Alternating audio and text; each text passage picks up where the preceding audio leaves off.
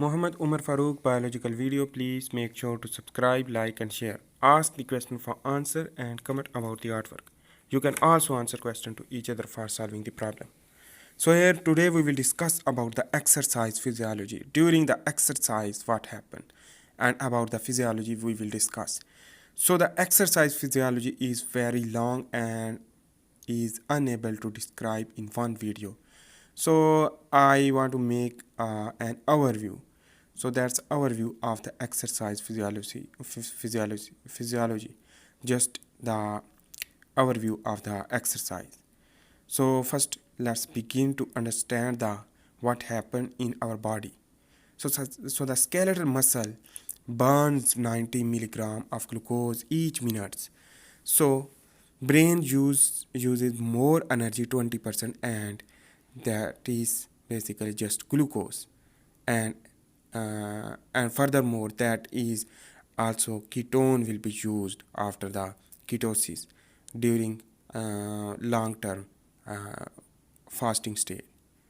But here we will discuss just exercise and during the exercise the what the changes what will be the changes in our body. So first of all let's begin to here understand the muscle. So the muscle contain glycogen and protein, actin and myosin also. So that is made are present in the myocyte in the myofilament. So here is first of all we will discuss about the anaerobic metabolism. Anaerobic mean without glucose, without oxygen, the glucose will be break down into the pyruvate, and that's produce ATP and NADH. So what happened? That pyruvate convert into the ethanol and lactate. So the lactate and ethanol. So in our body that's ethanol will not convert because that is alcohol, but lactate will be conversion. So here I want to discuss about the lactate. So the carbon dioxide release and NADH will be formed. So here is the pancreas which contain beta cell, alpha cell and delta cell. So the delta cell will not work and beta cell is also not work. That is decrease the production of insulin and somatostatin as a growth hormone. But alpha cell produce the glucagon. Glucagon is important for glycogenolysis from the glycogen to phosphorylase to bind with the phosphate group with the sugar to release the free sugar, that is the glycogenolysis. So increase glucose level in our blood. So this is the initial phase during exercise. So first of all here also discuss about the thermoregulation. When we will exercise, that's heat elevate with the normal range of a body, for example 37 to increase the 38. So what will be happen? Hypothalamus is very important part of the production of hormone, that is gland, and that stimulate the skin to evaporate the water as well as radiation. So the sweating will be occur, and in the skin that is sweating is used for the loss of heat by sweating. So that's important. It's begin dehydration in our body due to the sweating. So dehydration is occur. On the other hand, here the skin contain a blood vessel, which that's artery and vein. So vasodilation will be occur. So the vasodilation is the under the presence of epinephrine or adrenaline hormone will be produced from the adrenal gland. Next here we will discuss.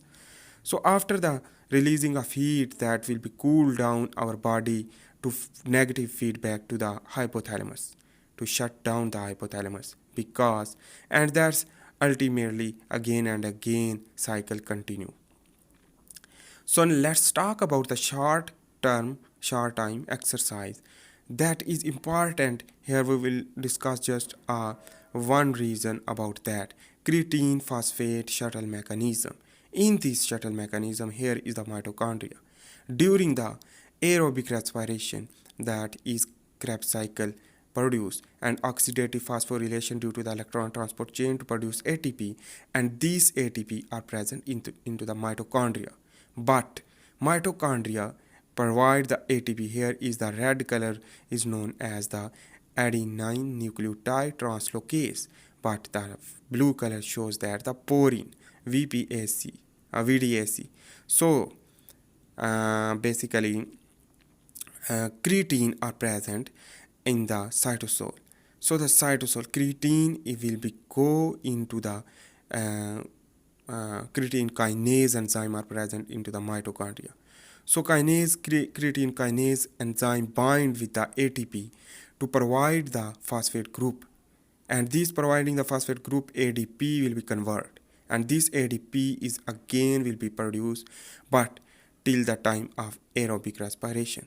During the exercise, that mechanism is the short term, while phosphorylase creatine will be go into the another creatine kinase that is present in the hormone are present in the cytosol. So it means two enzyme are present two side inside of the mitochondria and cytosol. Why? Because it is the shuttle mechanism which that is gain the phosphate group and release the phosphate group. So basically here is the phosphorylase creatine will be go in the creatine kinase enzyme to produce ATP again from the ADP in the cytosol. So the muscle contraction, heat loss, etc., which that is used for it. So this is the short term. If long-term exercise, creatine cannot get the phosphate group from the mitochondria because oxidative phosphorylation will be not too much longer and remain inactive during the exercise. So that is the first mechanism to get the ATP from the creatine phosphate shuttle mechanism. So here important note that the supplement is used as a creatine which that stimulate the more creatine production, which that trap the ATP to phosphorylase creatine phosphate. So that is the mechanism to increase the creatine level during the exercise. So first of all, during the preparation for the exercise, that's creatine supplement used to enhance this activity. Right? So the long-term exercise is another way which that is described is the differently. For example, lactic acid fermentation will be occur due to the glucose will convert into the pyruvate in the absence of oxygen. So it is anaerobic respiration to produce NADH and 2 ATP and 2 NADH. These 2 NADH and 2 ATP is used as a energy, while NADH will use as a production of lactate. So the 2 pyruvate will be formed due to the glucose molecule splitting to produce 2 lactate. So that's a lactate is the reactive oxygen species which that react to the tissue, muscle, and DNA. So what will be happen? It's reverse mechanism. It's not irreversible, but irreverse, which that lactate dehydrogenase enzyme to produce again pyruvate when the oxygen will be favorable during the rest time. So the 2 lactate and muscle pain will be occur. So protein will be converted into the proteolysis, breakdown of myofilament, etc. That's convert amino acid, and that's amino acid used as an energy also. But it is also required the oxygen. Then it means during the rest time it will be occur. That's amino acids. Excess amino acid are present in our blood. So that's used as energy by the conversion of acetyl-CoA into the mitochondria. So ammonia and urea are also produced, which that is excrete from the kidney during the exercise. So here is the glycogen will be formed and convert into the glucose. So that is glycogenolysis occur. So here is the blood vessel, remember, and there's lactate are present due to the anaerobic respiration. So this lactate is used after it is used during rest time, that's used. But here the elevation of the lactate in our blood and that means the lactate is a harmful due to the reactive oxygen species. While here is a high density lipoprotein will be formed or present, and that's used to lipase enzyme, lipoprotein lipase enzyme to produce non-esterified fatty acid. This non-esterified fatty acid is used as energy also in the beta oxidation of fatty acid. So next here we will discuss about the important mechanism about the sympathetic parasympathetic nervous system. So the parasympathetic nervous system is the nervous system which that stimulates the production of adrenaline, cortisol, which that is also produce aldosterone, corticosteroid, as well as other hormones. But here we will discuss just here is the spinal cord and brain which that stimulate the adrenal gland during the stress condition, during the fight and flight response, because we are running, for example, that is the stress phase. So the adrenal gland will produce the cortisol. These cortisol go into the blood, and these cortisol is made up of adrenaline and noradrenaline. Adrenaline used as a vasoconstriction, while the noradrenaline used as a vasodilation. So remember, again I want to say that adrenaline and noradrenaline is used as a vasoconstriction, but in the specific region, for example the gastrointestinal tract, which that is relaxed, while adrenaline is also used the vasoconstriction of the blood vessel. So here the adipose tissue stimulate to produce the triglyceride, which that's it is esterified to convert non-esterification by the lipase enzyme are present in the blood vessel to produce a non-esterified free fatty acid, which that is used as a beta oxidation. Right?